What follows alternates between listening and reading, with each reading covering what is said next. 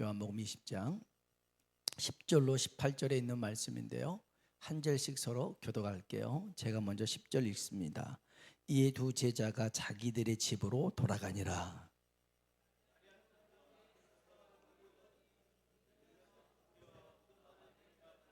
흰옷 입은 두 천사가 예수의 시체 누였던 곳에 하나는 머리편에 하나는 발편에 앉았더라.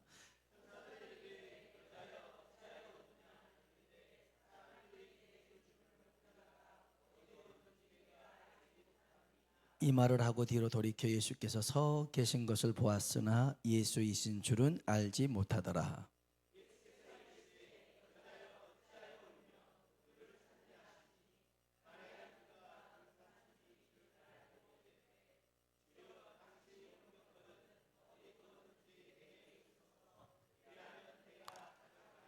예수께서 마리아야 하시거늘 마리아가 돌이켜 히브리 말로 라보니 하니 이는 선생님이라는 말이라.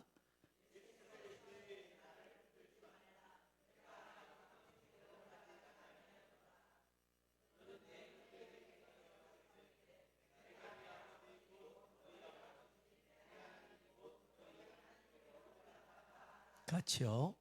막달라 마리아가 가서 제자들에게 내가 주를 보았다 하고 또 주께서 자기에게 이렇게 말씀하셨다 이르니라. 아멘. 아멘.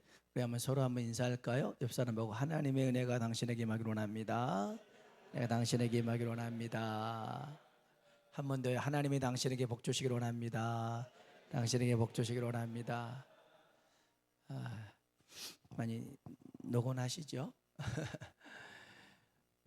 어느 교회 목사님이 설교를 하는데 그 교회 점잖으신 분, 보통 말씀도 잘 안 하시고 그러신 분인데 갑자기 예배 중간에 일어나가지고 뒤로 나가 버리시더라는 거예요. 예배 드리고 있는데 나가버렸어요. 목사님 얼마나 당황했겠어요. 저분이 어떤 설교에 어떤 말에 상처를 받아서 나갔을까.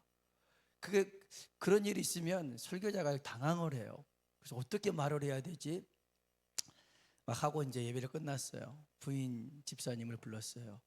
혹시 남편이 무슨 일 있냐고, 내가 설교 중간에 나가던데 무슨 일 있냐고 그랬더니 우리 남편 잠자다가 일어나서 돌아다니는 습관이 있어요. 목사님 설교에 좋은 거죠. 참, 여러분 좋을 수 있어도 나가지는 말고 그냥 여기 좋을 수는 있어도 여기 깨어 있길 바랍니다. 남아 있어 주세요. 그래야 제가 용기를 얻어요. 용기를 얻는데 요한복음 20장 얘기는 막달라 마리아 얘기예요. 안식 후 첫날 이 막달라 마리아가 예수님 무덤을 향해 갔어요. 가서 봤는데 글쎄 이 돌문이 이제 무덤을 굴을 파가지고 돌문이 이렇게 덮어져 있는데 이 돌문 무게가 1톤에서 3톤이에요. 그러니까 굉장히 무거운 거죠, 이 돌이.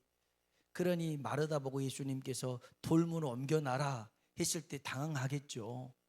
1톤에서 3톤이나 되는 큰 돌로 막아놨는데 어떻게 옮기냐 이런 건데 막달라 마리아가 가서 봤더니 돌문이 옮겨졌어요.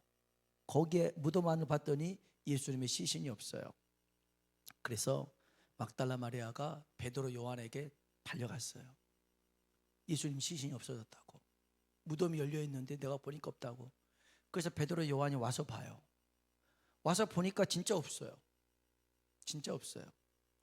그래서 이 두 제자들은 없어졌네 하고선 10절 같이 한번 볼까요? 10절 아닌가요? 10절 같이 읽어봅시다. 아멘. 이에 두 제자는 자기들의 집으로 돌아갑니다. 돌아가요.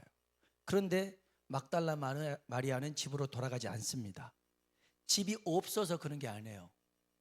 마리아도 집이 있습니다. 근데 집으로 돌아갈 수가 없는 거예요. 왜 그래요? 예수님의 시신이 없거든요. 아니 수제자도 돌아가고 요한도 사랑받는 요한도 돌아갔으니 돌아가도 되잖아요.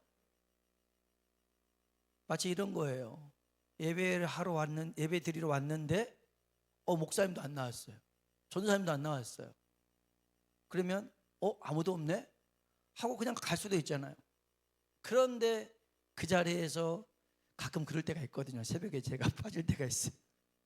그러면 우리 권사님 오셔가지고 권사님들 두 분이서 또 장로님까지 같이 예배드리고 기도하고 그냥 가실 때가 있어요. 얼마나 죄송한지 몰라요. 그런데 이 막달라 마리아는 갈 수가 없는 거예요. 예수님의 시신이 없으니까. 그래가지고 막 울면서 그 무덤 주변을 막 돌아다녀요. 새벽에 무덤가를 돌아다니는데 울면서 돌아다니니까 얼마나 무섭겠어요. 다른 사람이 막달라 마리아 보면 무섭겠죠. 쟤 또 귀신 또 들렸나 보다. 막달라 마리아가 귀신 7이 들어갔던 사람이었거든요. 예수님 쫓아주셨는데 무덤가를 배하고 있으니 완전 귀신이 따로 없죠. 그런데 이 막달라 마리아는 예수님의 시신을 찾았어요. 그러다가 못 찾고 다시 무덤에 왔어요. 무덤 밖에서 울고 있어요.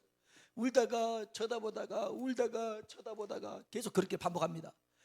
그러다가 딱 봤는데 천사가 분명히 있는 거예요. 천사를 발견한 거예요.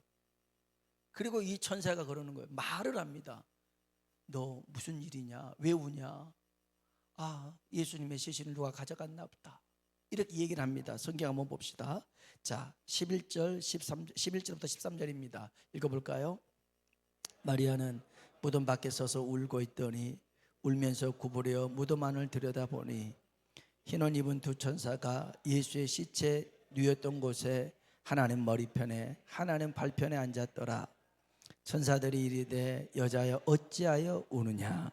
이르되 사람들이 내 주님을 옮겨다가 어디 두었는지 내가 알지 못함이니이다. 아멘. 혹시 여러분 천사를 보신 분 있나요? 진짜로 막 꿈에 본 게 아니라 진짜 천사를 보신 분, 내 눈앞에 천사랑 이렇게 얘기를 하신 분 없죠. 천사가 나타난 거예요. 막 하얀 옷을 입고 막 빛이 번쩍번쩍하고 능력이 있는 그 천사가 나타나면 눈 돌아가겠죠. 말을 하는 거예요. 얼마나 신기하겠습니까? 우리 같으면 셀카를 찍고 지금 난리를 하겠죠. 그런데 마리아는 당황하지 않아요. 놀라지도 않아요. 신경도 안 써요. 천사가 그래서 서운할 뻔하죠. 야, 나 천사인데? 이래봐도 천사인데? 신경 안 써요. 왜 울어? 누가 내 주님의 시신을 가져갔어요. 천사를 보고도 놀라지 않습니다. 막달라 마리아는 오로지 예수님을 찾고 있습니다. 예수님을 찾고 있어요. 그 무덤 밖에 예수님이 부활하셔서 서 있었어요. 그리고 이 광경을 봐요. 그리고 막달라 마리아에게 얘기합니다. 여자야, 왜 우느냐? 누구를 찾느냐? 이렇게 물어봐요. 15절 한번 볼까요? 15절 읽어봅시다. 예수께서 이르시되 여자여 어찌하여 울며 누구를 찾느냐 하시니 마리아는 그가 동산직인 줄 알고 이르되 주여 당신이 옮겼거든 어디 두었는지 내게 이르소서 그리하면 내가 가져가리이다. 아멘. 예수님이 부활하셨는데 예수님의 모습을 봐도 예수님인지 몰랐어요. 예수님의 음성을 들어도 예수님인지 몰랐어요. 왜냐하면 막달라 마리아는 예수님이 십자가에 죽은 것만 봤지 부활한 걸 몰라요. 그래서 죽은 예수님을 찾고 있는 겁니다. 죽은 예수님, 시신을 찾고 있는 거예요. 그래서 지금 말하고 있는 이분은 동산직인 줄 알고 무덤직인 줄 알고 어디다 뒀는지 말만 해라. 내가 가지러 오겠다. 가지고 가겠다. 막달라 마리아는요 지금 예수님을 찾고 있는데 죽은 예수님이었어요. 죽었다고 하는 것은 아무 능력이 없어요. 그런데 그 죽은 예수님을 놓칠 수가 없는 거예요. 잊어버릴 수가 없는 거예요. 그래서 찾고 그 예수님을 지금 돌아다니고 있는 거예요. 막달라 마리아는 예수님을 사랑했어요. 그래서 예수님이 부활하시고 원래 그 부활하고 난 다음에 가장 처음 모습을 하나님 앞에 올려줘야 되는데 그렇게 하지 않고 막달라 마리아에게 보입니다. 자, 16절로 17절입니다. 읽어볼까요? 예수께서 마리아야 하시거늘 돌이켜 히브리 말로 라보니 하니 이는 선생님이라 말이라. 예수께서 나를 붙들 내가 아직 아버지께로 올라가지 아니하였노라.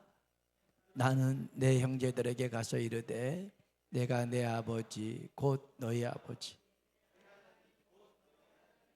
올라간다 하라 하시니 아멘. 그때 예수님 마리아야 불러줘요. 이 마리아라는 말에 선생님, 랍비여, 라보니여 하면서 예수님을 껴안으려고 그랬어요. 너무 반가워서 날 만지지 마라, 날 만지지 마라. 내가 아버지 앞에 아직 올라가지 않았다. 그 영광의 첫 모습을 하나님이 아닌 마리아에게 보여줍니다. 우리도 상 받아놓고 먼저 말하는 사람이 있을 거 아닙니까? 아내가 있든 뭐가 있든 금메달 따놓고 이제 이거 할 수 있게끔 도와준 사람들. 그런데 보통 연예인들도 먼저 하나님께 영광을 돌립니다 이럴 텐데, 지금 그 영광을 하나님께 돌려야 되는데 막달라 마리아에게 먼저 보여주는 거예요. 먼저 보여주는 거예요. 막달라 마리아를 두고 하나님께로 갈 수가 없었어요. 여러분, 여기서 우리가 딱 한 가지만 오늘 기억했으면 좋겠어요. 하나님을 만나기를 원하신다면 간절히 하나님을 찾으시길 주의 이름으로 축복합니다. 잠언서 8장 17절에 보니까 한번 읽어볼까요? 나를 사랑하는 자들이 나의 사랑을 입으며 나를 간절히 찾는 자가 나를 만날 것이니라. 아멘. 나를 사랑하는 자들이 나의 사랑을 입고 나를 간절히 찾는 자가 다른 것에 마음 뺏기지 않고 다른 일에 흔들리지 않고 하나님만 찾고 구하는 자가 하나님을 만나게 될 줄로 믿습니다. 권태기에 접어든 신혼부부가 있어요. 말이 안 되죠. 신혼부부인데 어떻게 권태기가 찾아올까? 근데 남편이 아내에 대한 감정을 느끼지가 못해요. 연애 때는 그렇게 사랑의 감정이 있고 막 그랬는데 결혼을 살면서 아무런 감정을 느낄 수가 없어요. 그래서 이게 반복되다가 아내에게 그럽니다. 난 당신에게 아무런 감정을 느낄 수가 없다. 그러니 이렇게 사는 것보다 헤어지자, 이혼하자고 그랬어요. 이런 죽일 놈을 봤나요? 뭐 연애 때는 그렇게 목숨 걸고 사랑한다더니, 끝까지 사랑한다더니 이제는 사랑이 식어져 가지고 헤어지자고 하니까 어떻게 해야 돼요? 머리를 다 뽑아버려야 됩니까? 보통 그렇게 할 수 있죠. 그래? 나도 그래. 니만 그런 줄 알았니? 나도 그랬다. 괜히 자존심 내세우면서 이럴 수 있는데, 이 아내가 어떻게 하냐면 나한테 한 달간만 시간을 주라. 그리고 한 달간만 내 부탁을 들어주라. 뭐냐? 그랬더니 내가 원할 때 나를 안아주라. 그리고 내가 원할 때 사랑한다고 말해줘라. 내가 원할 때 나에게 뽀뽀를 해주라. 그럽니다. 한 달 동안. 싫었어요. 아니, 무슨 감정도 하나도 없는데 무슨 사랑한다고 말을 할 수 있겠어요. 근데 한 달간만 하고 그 다음에 헤어져도 된다라는 거예요. 좋다. 그렇게 약속을 하고 이제 시간을 지냈는데 아침에 출근하러 가려고 나갔는데, 여보 잠깐만 나 좀 안아주고 가. 이게 참 기분 나쁜 일이잖아요. 자존심 상하잖아. 안아주고 가 제발. 그런데 안아주고 가라고 하니까 싫은데 그 표정도 이렇게 하고 그냥 가는 거예요. 그 잠자려고 거기 있는데 여보 사랑한다고 말해줘. 사랑해. 이렇게 다 뽀뽀해줘. 이렇게 하고 끝내고. 이러기를 며칠째 한 거예요. 이러기를. 근데 놀라운 일이 생겼어요. 점점 이 사람의 마음이 움직이기 시작한 거예요. 여기 안에 뭔가 다시 뭉클한 게 생긴 거예요. 그리고 태도가 달라졌어요. 안아줘 할 때는 이렇게 할 때가 점점 깊이 안아주기 시작한 거예요. 퉁명스럽게 사랑한다고 말한 게 아니라 사랑해 라고 얘기하는 거예요. 뽀뽀를 해주는 거예요. 한 달이 지났어요. 남편이 아내에게 울면서 사과를 합니다.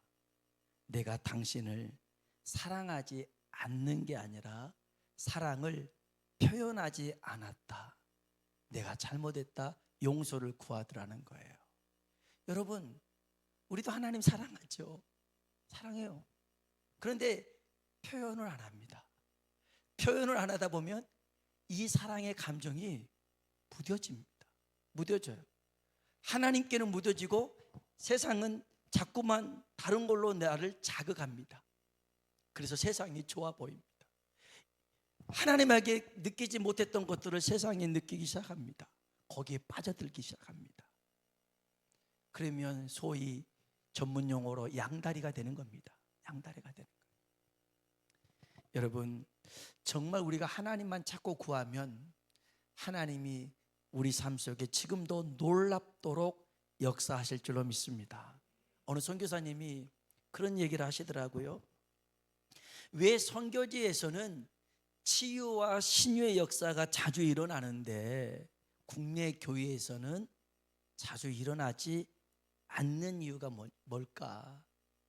그러면서 하는 말이, 선교지에서는 복음을 위해서, 복음을 전하기 위해서 신유의 역사를 구하는데 국내에서는 치료를 위해서 신유의 역사를 구하더라는 거예요. 목적이 다르더라는 거예요. 목적이 다르더라. 오늘 우리의 삶이 정말 하나님을 위한 삶으로 다시 수정이 되고 다시 정해진다면 내 삶 속에 하나님은 살아 역사하실 줄로 믿습니다. 그냥 지나갈 수가 없어요.